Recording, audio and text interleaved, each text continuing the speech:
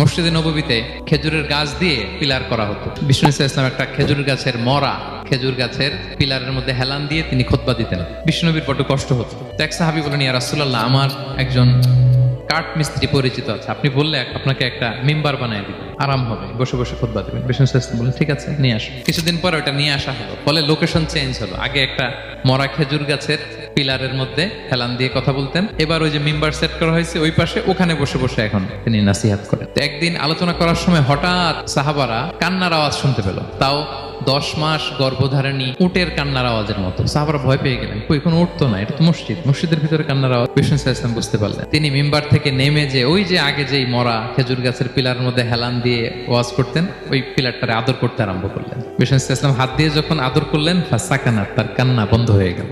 আজ ওই জায়গাটা চিহ্নিত করা আছে। এটাকে বলে মসজিদে নববীতে আল উস্তুয়ানাতুল হান্নান। হান্নান মানে কাঁদে এমন পিলার।